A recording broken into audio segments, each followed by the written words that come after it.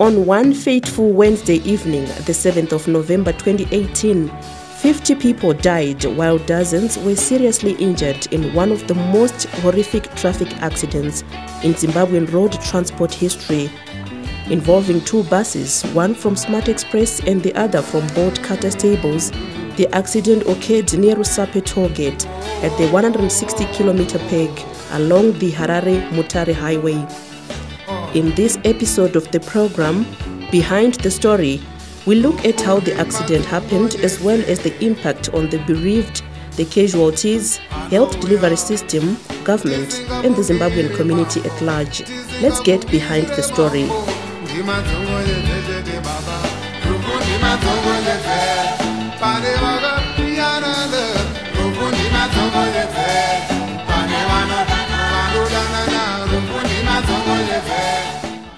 The tragedy that visited the people of Zimbabwe yesterday is shocking.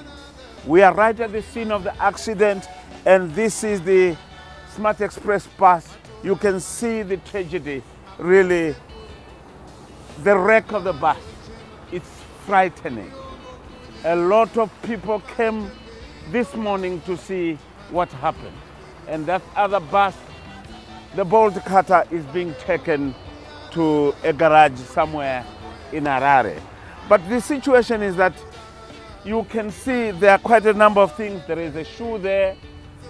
There are things here which indicate how horrific this accident was all about. You can see there is a shoe there. There are other shoes there. Another shoe. And the 47 people died on the spot here yesterday afternoon. The carnage on our roads need really to be tamed. These are the seats which were ripped off from the bus, as you can see. The back of the bus is here and the wreck of the bus is there. You could see the blood and other things. So really the carnage on our roads need to be tamed. This jungle needs to be tamed. My brother, Muruwadel, nazo accident is. Ima muruba kwarade. Huh? Oh. Saka makado izgo zuro. Muone kuti zvi zvakaita. Muona zvinoita mabhazi kana right accident. Zvinototyisa guys. Masitsi, butsu, madomasi. Mune fishum. Oh. Rega timboone kuti kwakaita sei kumiri kuna Bolt Cutter. Tikuona a lot of people are shocked. Imwe butsu. Unaona butsu. Ibutsu dzakapfekwa naonetsi. Yeah. Hapana zvokuita. Dear, you couldn't sleep last night. Yes, that's very true. As the person coordinating disasters in this district, what do you tell us? It was really a tragedy which we faced yesterday. Two buses collided, and the other one was trying to overtake two haulage trucks. And this bus was coming from Mutare. And the bus belongs to Smart, which was destined to go to Harare. But then on the other side, we had this other bus from Harare, Bolt Cutter, which was also on its way to Mutare. So they clashed head-on. And we lost 46 innocent souls, which was quite a tragedy to us. Superintendent Mowe, you had a tough time yesterday, and I heard you had no sleep at all last night. That is correct. Could you briefly give us a brief synopsis of what really transpired, how many people died, and do you have an update or up to this morning? Okay, what happened was that we received a report of fatal road traffic accident involving two buses that is along Harare Mutare Road at 160 kilometer peak. The accident occurred at around 17:30 hours, and it is said that 40 people died at the spot, and 5 of them died on the way to the hospital. And I'm told this morning another person died in the hospital, to make a total of 46 people. So 46 have perished. That is very true. Not what has been reported that there are 47. No, there are 46 at the moment. That's 46. the correct figure, yes. Others are saying it was head-on, but if you look at the other bus, it's not a head-on. It is a side swine road accident. It's not a head-on, but it is rather a side swine. A side swine. Yes. And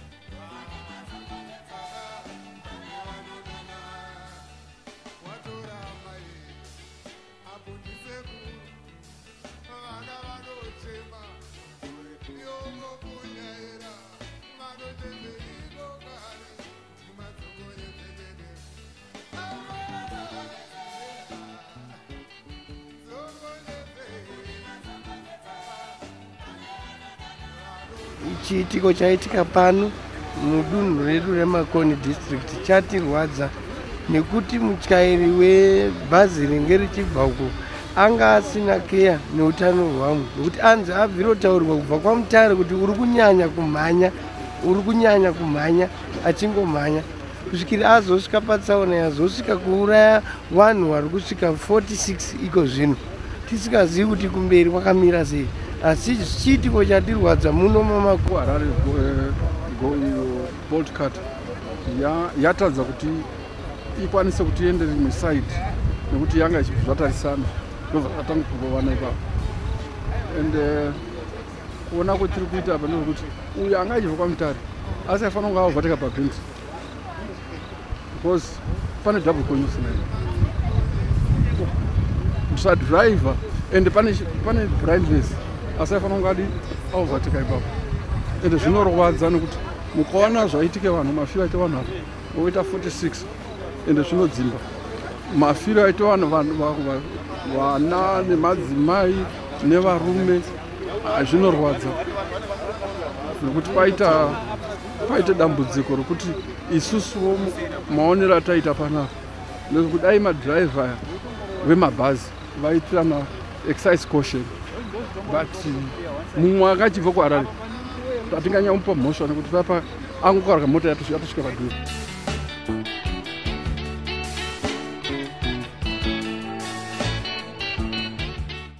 Basi pane rakarara nekugwere raifusirei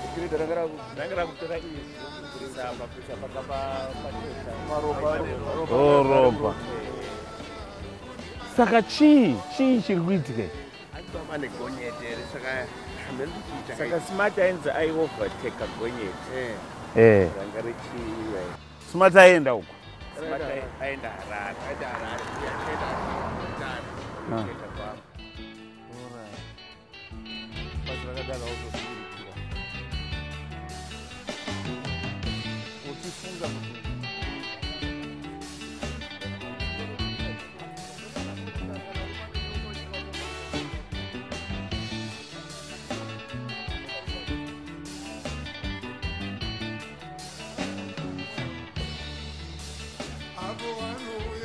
Ndimi munobva manzwa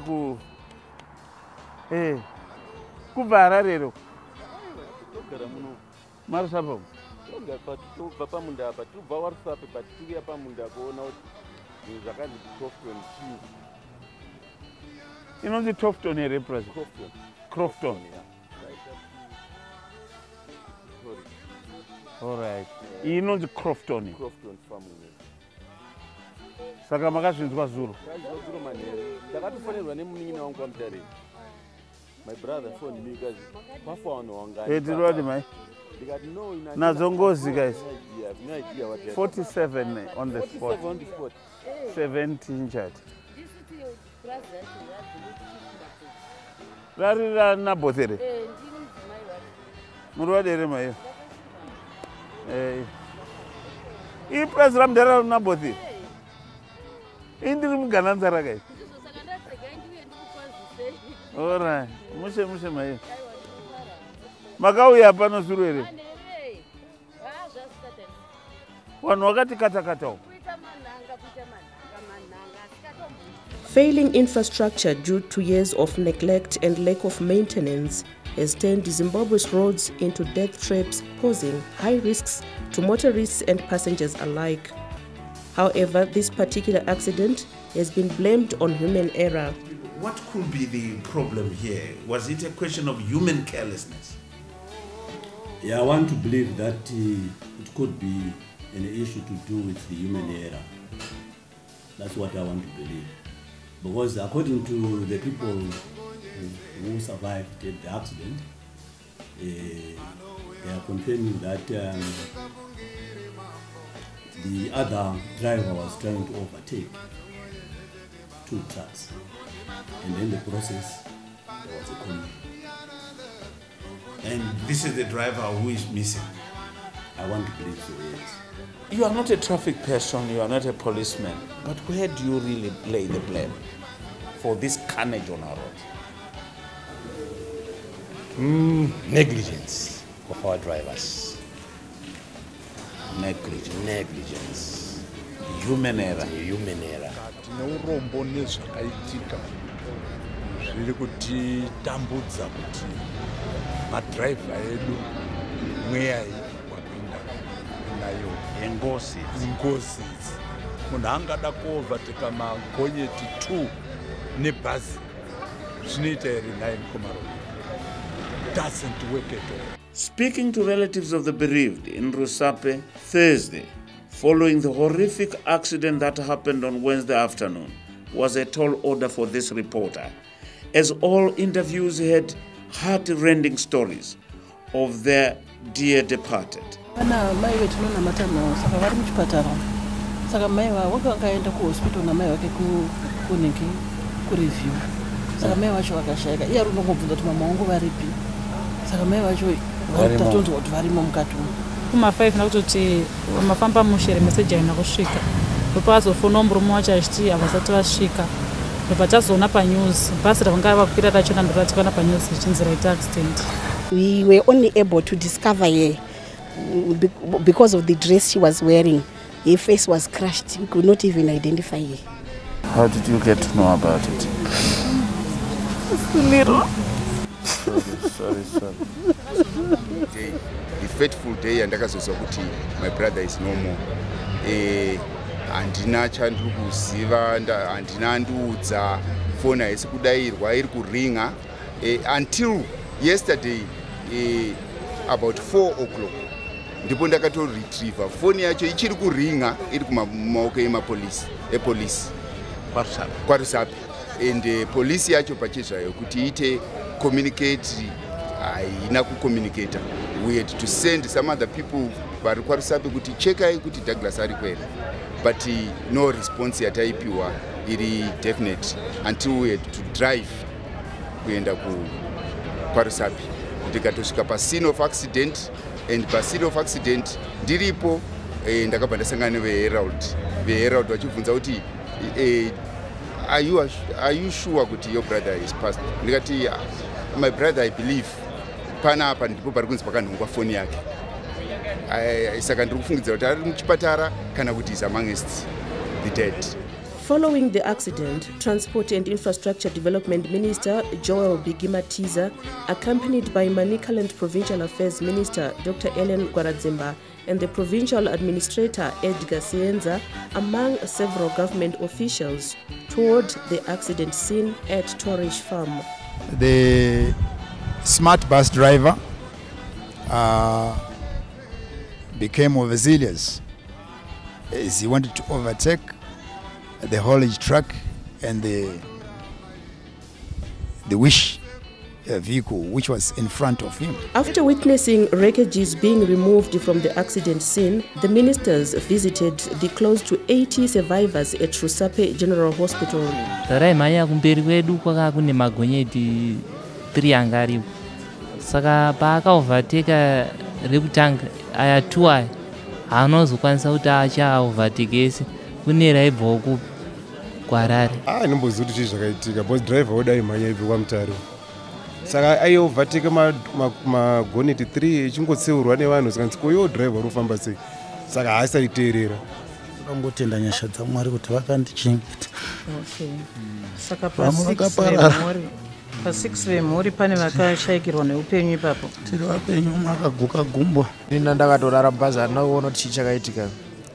Ndakazotongoona vanhu vakutakurwa ndofanira 10 minutes ndiri mubhazi ndakafenda. Meanwhile, the government quickly stepped in to marshal resources for the tragedy and mobilize support for the bereaved. Did you manage to marshal resources to handle such a tragedy? Sure, we quickly informed members of JOC, and we were all gathered at the scene. And we ferried the injured within a few hours to the hospital, and the dead later. And it was done quite speedily. Yeah, within at least 3 hours, we had ferried all the injured to the hospital, and we were only left with the dead. We are fortunate that the 2 companies had insurance cover, as is required by law. And our civil protection unit in the ministry is now working with the Insurance Council of Zimbabwe, and all of them have agreed each bereaved family is going to be given $1,350 to assist in the buying of coffins, in the buying of burial graves.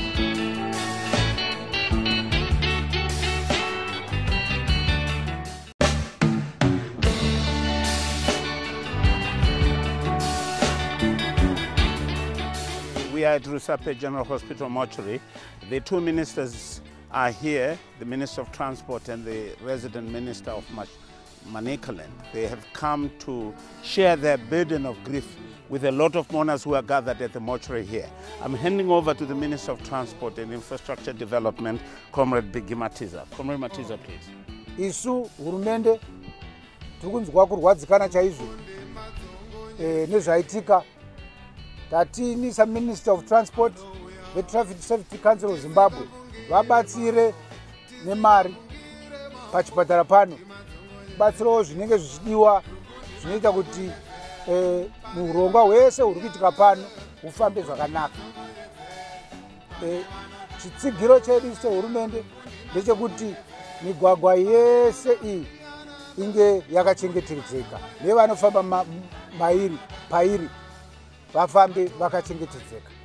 Saka ndoda kuti ndikusimbisei mhuri dzese dzafirwa, kana kuti vakuvara venyu, kana kuti vadischargwa. Aiwa, toda kuti tikusimbisei kuti tinemi pamwe chete tichapfuura pese apa panjodzi iyoyi pamwe chete. How did you cope after this horrific accident? Realizing it was very difficult. It was very difficult, but our youth workers, they managed to make things happen. How did you cope? Team spirit. Because the team worked together. Everyone who was around, they came and started helping. Those who had gone at home, they also came back and started helping. And all the doctors, they were here, those were available, including our DMO. He's on leave, but they had to come back to assist. So that was actually what made us go forward. Some of the injured who were still hospitalized hailed the treatment and assistance they had received so far. Takangoti kusvika ndatoiswa mastitch, vandatoya kunoko vandapiwa mapainkiller, and takabatwa zvakanaka.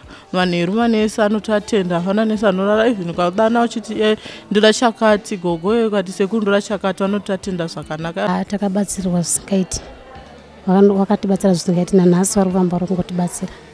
The first 4 days presented a lot of pressure for Rusape Hospital following the tragic accident that saw 81 casualties passing through the health institution's outpatient department that also took care of 45 bodies of the deceased. Thanks to the sterling work by the hospital staff, by Sunday, most of the accident victims had been discharged, 15 transferred, while 4 were still detained at the hospital.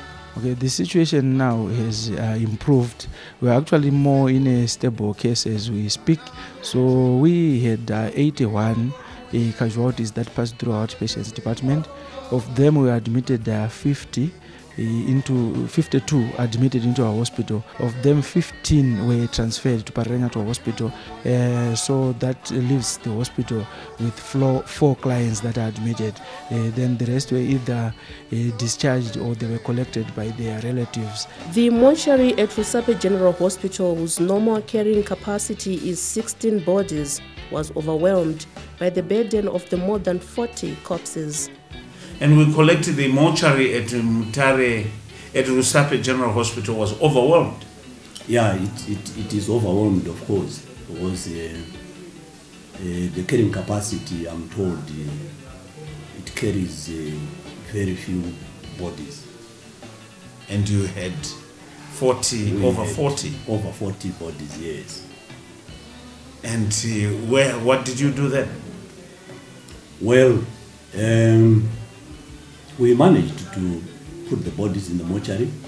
Perhaps we were making certain arrangements to ensure that we send some of the bodies to mortuary whilst we are waiting for the relatives to come and identify the bodies. Eventually, all the bodies of those who perished during the Rusape Road accident were taken for burial by end of day on Saturday, with only 4 accident victims still being attended to at Rusape General Hospital. Relatives of those who passed the on are gathered here to process papers for their bereaved ones in order to take them to their respective areas. A lot of them were really grief-stricken, and you could feel it. You could feel the somberness which characterized a lot of these mourners. Behind me here is the mortuary, and the doctors are there to process the papers, including the police, the district administrator. Everybody is here in order to facilitate these people who will be given state-assisted funerals. Ndaenda kumochari, ndichipinda mumochari, ndakasvika mapurisa aya, they were welcoming. Ndobva vati muri kutsvaga ani? Ndikati Douglas Chamanga. Zvikanzi Douglas zita tinaro. Pindai mumutsvage. Kwandiri it was horror. It was my first time to be in a mortuary, vanhu vakarara pasi uchiita kutseketudza tsoka kuti uone kuti where is he. Ndipo ndakamuona, and he was badly injured, face deformed, a lot of fractures all over the body. Then I had to be strong. It was my first time to be in a mortuary. No one to inform me. The police did not inform me. Did not inform the close relatives. We had to send people, and vaona vaichika kudisclose a message yekuti it's normal. Meanwhile, the Zimbabwe Passenger Association organization members visited Rusape General Hospital, where they said there is need to regulate the transport sector to reduce loss of lives. They said the transport sector should not be free for all, but should operate under specific guidelines and standards to guard against speeding, among other vices. This industry is not regulated. Anyone just do what he wants, willy-nilly, anytime they so wish to do it. And I think it's high time this industry is regulated and seriousness is given to it. The police have since urged motorists to be extremely cautious on the roads. I want to urge motorists to be very cautious, extremely cautious when driving on our roads. Those who say the roads are so bad, that road is not bad. The road is not bad. It has been recently resurfaced. It's not a bad road. So it's just human error? It should be a human error, yes. The government has promised to take a serious look at strategies that could be implemented to curb the loss of lives on the roads. Chatora matano akasimba chaizo seministry yedu sehurumende kuti tigadzirise nyaya yemadriver anokanganisa anotadza kudriver kutyaira zvakanaka vanoita zvisiri pamutemo. Hongu tinoziva kuti kune vamwe vanotyaira vasina chitambi chakakwana tikati fake licenses. Izvo tiri kuzvigadzira sehurumende. Kunana VID kwedu muri kunzwa kuti taakuisa masystem ekuti zvinhu zvakadai izvi zvisaitike mangwana. Motikari dzinopinda pamugwagwa dzinofanira kunge dziri motikari dziri fit kuti dzifambe mumugwagwa. Tiri kuona dzimwe ndo dzaakukonza njodzi dzakaita saidzodzi. Tine matanho zvakare atiri kutora atatanga kuita muhurumende kuti tigadzirise zvinhu izvozvo. Avo varidzi vemabhazi vanofanira kunge vachibata midziyo yavo zvakanaka. Ngave vari vanhu vanotarisa kuona kuti midziyo yavo pairi kubuda ichienda neari kuenda nayo ndiye here anofanira kunge achienda nayo. Nekuti vazhinji madhiraivha ari kudhiraivha haasiriwo anenge ari anofanira kudhiraivha. Zvaa zvekumhanya zvekuda mari.